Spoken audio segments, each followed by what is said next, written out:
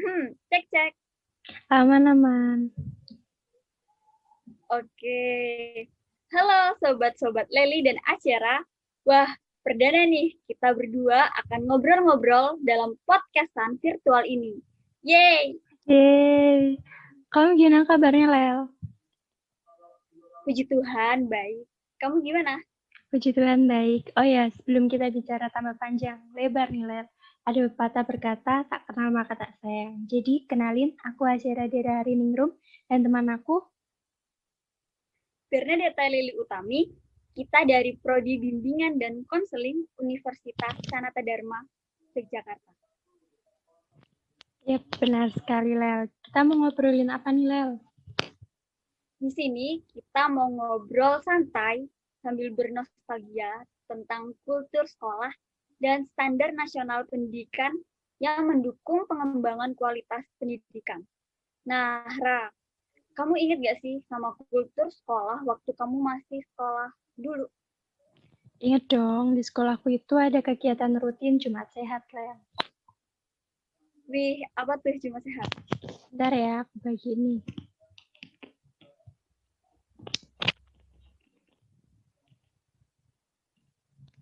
Jadi, Jumat Sehat itu diisi dengan kegiatan senam pagi dan jalan sehat, Lel. Tapi, semenjak kepala sekolahku berganti, ada beberapa cara baru yang beliau terapkan. Salah satunya adalah kita harus berfoto bersama satu kelas di spot yang menarik. Karena sekolahku berada di tengah pusat kota Jogja, jadi rute jalan sehatnya pun seru, yaitu di sekitaran Jalan Malioboro. Kamu pernah ke Malioboro nggak nih? Kalau belum, bisa aku ajak-ajak deh. Siap, gaskan. By the way, seru banget ya kultur sekolahmu. Jadi pengen ikut Jumat Sehat deh. Ada nggak sih tujuan di balik siswa-siswa disuruh foto itu? Apa cuman untuk menggerakkan siswa, semangat siswa? Pastinya ada dong. Tujuannya agar siswa dapat terus mencintai dan mengenal budaya lokal yang ada, dan menumbuhkan rasa bangga akan kekayaan yang dimiliki lah. Wih, keren-keren. Di samping itu, setiap hari Jumat, semua guru, karyawan, dan siswa diwajibkan menggunakan bahasa Jawa untuk berkomunikasi. Bahasa Jawa merupakan bahasa warisan leluhur nenek moyang yang memiliki nilai adiluhung. Oleh karena itu, sebagai penerus, tugas kita untuk melestarikan agar tidak terlupakan bahkan tergantikan dengan bahasa gaul yang sering kita dengar. Dengan belajar secara terus-menerus praktek praktis bahasa Jawa, diharapkan semua guru, karyawan, dan siswa mampu menggunakan bahasa Jawa secara baik dan benar, Leo. Wih, berarti jago nih ya bahasa Jawa. Nanti kapan-kapan ajarin aku ya. Boleh, boleh. Hal tersebut selaras dengan visi sekolah tentunya, yaitu terwujudnya insan pendidik yang berkualitas, berkarakter, berakhlak, dan berbudaya. Jadi, sekolah pada kegiatan tersebut menekankan pada nilai berbudayanya. Begitu, Lel.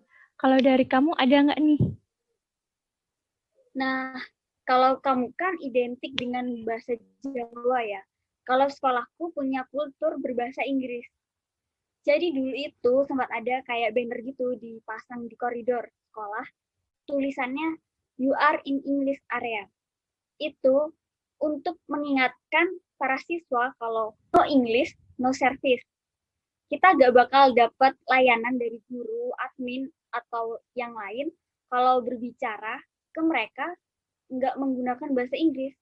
Ini tuh tujuannya biar para siswa membiasakan diri menggunakan bahasa Inggris yang notabene-nya merupakan bahasa internasional dan agar mudah bersaing di dunia kerja nantinya. Wah, menarik juga ya. Setiap sekolah pasti memiliki kultur yang berbeda-beda. Hal tersebut memberikan dampak positif pastinya bagi sekolah. Berarti dengan berbahasa Jawa dan Inggris itu memberikan identitas bagi anggota sekolahnya ya. Seperti yang tertulis dalam Nurkolis halaman 207, bahwa budaya organisasi memberikan rasa identitas bagi para anggotanya. Wah, iya setuju sih. Ternyata budaya dalam organisasi, terlebih sekolah, bisa memiliki perannya tersendiri.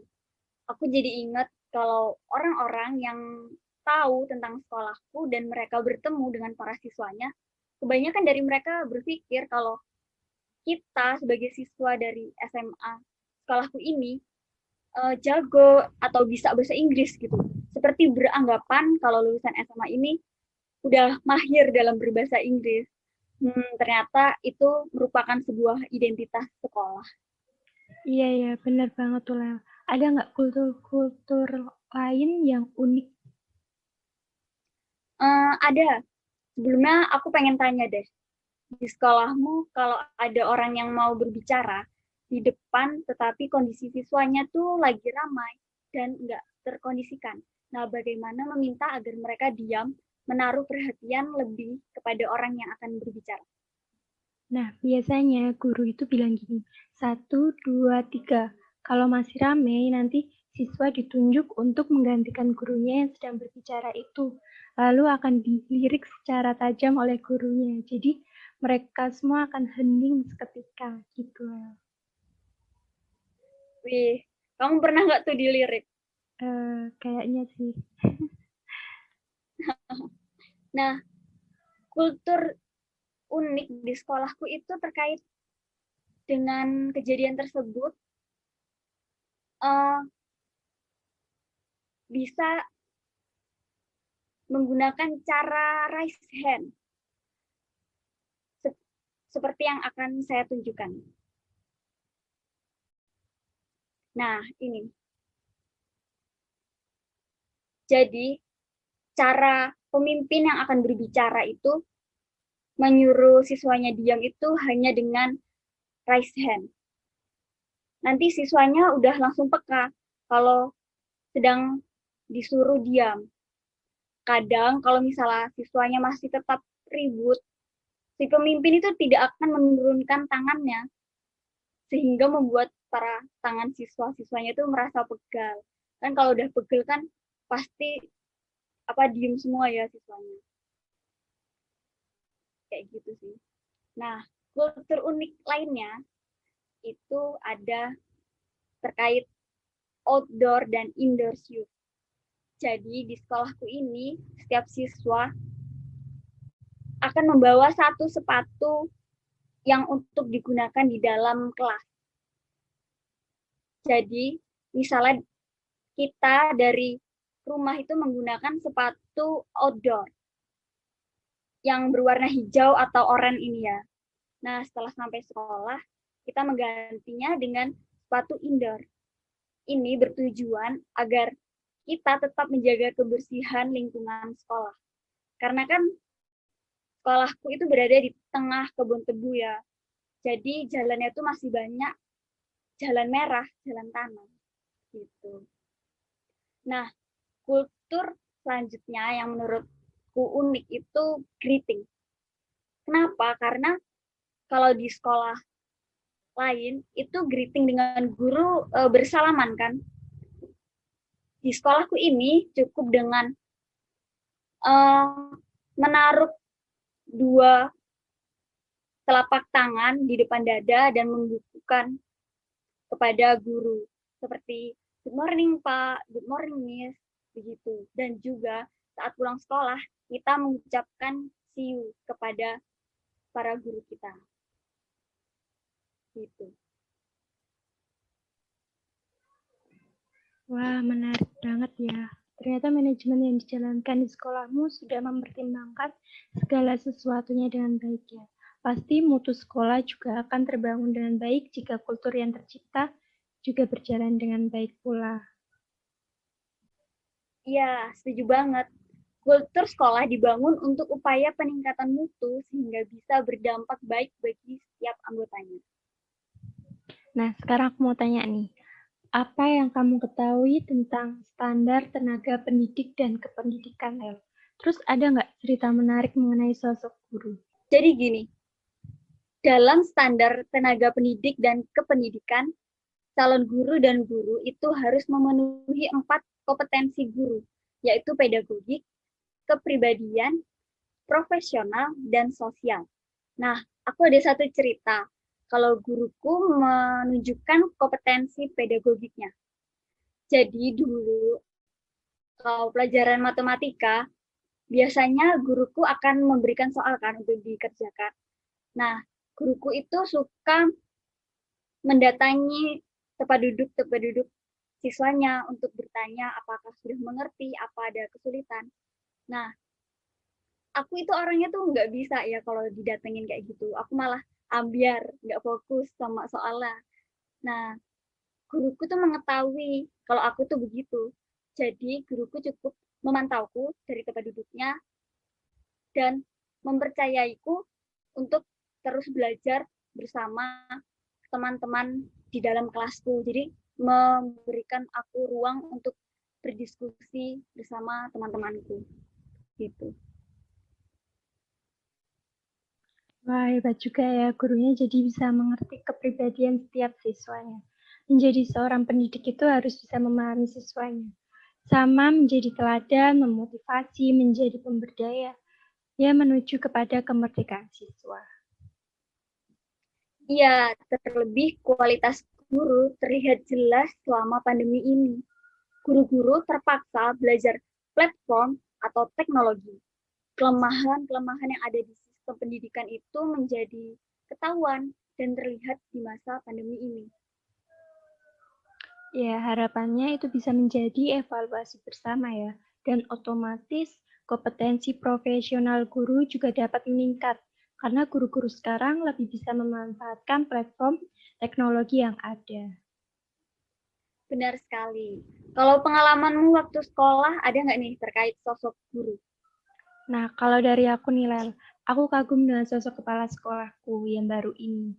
Menurutku, beliau sangat bertanggung jawab dan sama memperhatikan peningkatan kualitas pendidikan di sekolah, Lel. Walaupun sebelumnya juga sudah baik, namun beliau memunculkan inovasi-inovasi baru di dalam sekolah sesuai dengan perannya. Seorang kepala sekolah memiliki dua peran penting, yaitu sebagai leader atau pemimpin dan manajer di sekolah. Selain itu, kepala sekolah dapat merencanakan, melaksanakan, dan mengelola tanggung jawab. Oh, aku jadi ingat ini seperti yang tertulis di dalam peraturan pemerintah nomor 13 tahun 2007 tentang standar kepala sekolah. Menyatakan ada 5 kompetensi yang harus dimiliki, di antaranya kompetensi kepribadian, manajerial, kewirausahaan, supervisi, dan sosial. Yap, betul banget tuh, Lel.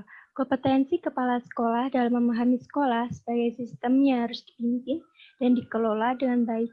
Di antaranya adalah pengetahuan tentang manajemen tadi. Dengan kemampuan dalam mengelola ini, nantinya akan menjadikan sebagai pegangan cara berpikir untuk mengajar dan mempengaruhi semua yang terlibat dalam kegiatan pendidikan untuk berpartisipasi secara aktif mencapai tujuan sekolah, Lel. Nah, Ra, dari kultur sekolah yang baik, lalu tenaga pendidik yang berkualitas, nantinya akan menciptakan siswa dengan lulusan yang berkualitas pula. Setuju nggak? Setuju banget, Lel. Karena semua standar nasional pendidikan yang ada di sekolah itu saling berkaitan. Jadi, kalau setiap standarnya sudah terpenuhi dengan baik, pasti akan melahirkan lulusan yang berkompeten pula di bidangnya. Kemampuan lulusan itu mencakup sikap, pengetahuan, dan keterampilan yang dimiliki peserta didik sesuai dengan standar nasional yang telah disepakati. Nah, selain itu juga, memahami standar kompetensi lulusan juga diperlukan oleh guru. Pemahaman yang komprehensif terhadap SKL akan mengantarkan para guru mampu merancang dan melaksanakan pembelajaran secara efektif dan efisien, sehingga akhirnya mampu melahirkan lulusan sesuai dengan harapan peserta didik, institusi, masyarakat, dan negara. Benar banget itu, Lel. Wah, tidak terasa ya, sudah banyak hal yang kita bahas hari ini, Lel. Mulai dari bernostalgia bersama mengenai kultur sekolah, lalu pemahaman umum mengenai standar nasional pendidikan, dan ada tenaga kependidikan, serta kompetensi lulusan. Ya juga nih, Ra. Sebenarnya ada 8 standar nasional pendidikan yang mendukung pengembangan kualitas pendidikan ya. Tapi pada kesempatan ini kita baru bisa bahas 2 saja ya, Ra, karena keterbatasan waktu. Ya, semoga setiap sekolah-sekolah di Indonesia mengembangkan kultur-kultur yang baik di dalam sekolahnya dan dapat memenuhi 8 SMP yang ada. Iya, betul banget. Agar kualitas pendidikan di Indonesia dapat menjadi lebih baik lagi tentunya. Amin. Nah, bagi sobat-sobat Leli dan Asyera yang punya cerita menarik dari sekolah kalian atau punya pendapat-pendapat lain, boleh loh ditulis di kolom komentar supaya kita bisa saling belajar dan menambah sudut pandang baru seputar pendidikan kita di Indonesia. Benar banget. Kalau begitu, sekian dari kami. Semoga video yang bermanfaat dan menambah pengetahuan kalian. Buat kalian yang sudah menonton ini, Kulo lan Asyara ngucapke matur nuwun. and goodbye. See you soon.